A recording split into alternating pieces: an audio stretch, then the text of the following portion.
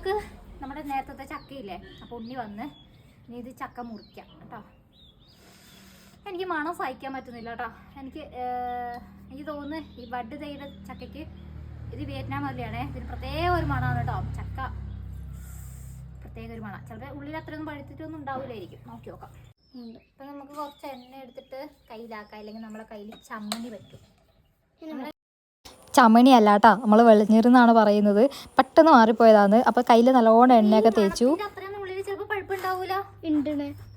ഈ മണം ചിലപ്പോൾ ഇത് നല്ലോണം മണം വരുമല്ലോ. പക്ഷെ കാണുമ്പോൾ നല്ല മഞ്ഞപ്പുണ്ട്. മണം കേട്ട് കഴിഞ്ഞാൽ തോന്നുന്നു ഇങ്ങനെ ചക്ക പഴുത്ത് പഴുത്ത് പഴുത്ത് ഇങ്ങനെ. ഇവിടെ ഓറഞ്ച് നല്ല കുടിക്കുമ്പോൾ ആണോ? കൈ മാറ്റി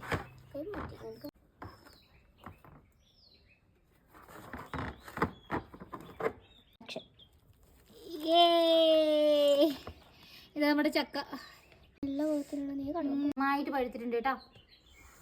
എന്താ മണമാണ്.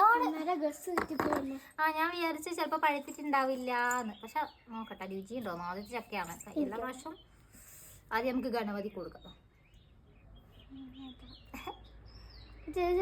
കിട്ടി നോക്ക്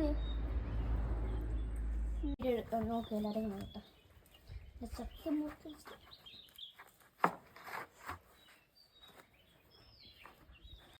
നമുക്ക് തിന്ന് നോക്കാം കേട്ടോ. നല്ല മണമുണ്ട്. മണം പോലെ മധുരം ഉണ്ടോ നോക്കട്ടെ. ഫസ്റ്റ് ചേക്കാം.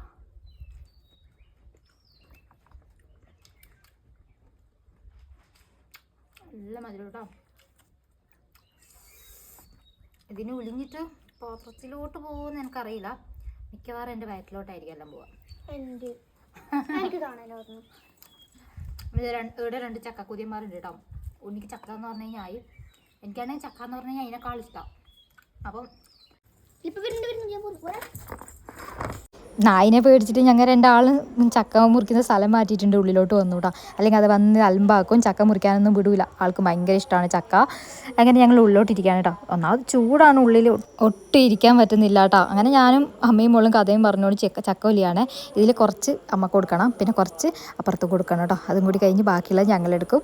അപ്പോൾ അത്രയേ ഉള്ളൂ. Until the next video it's media signing off.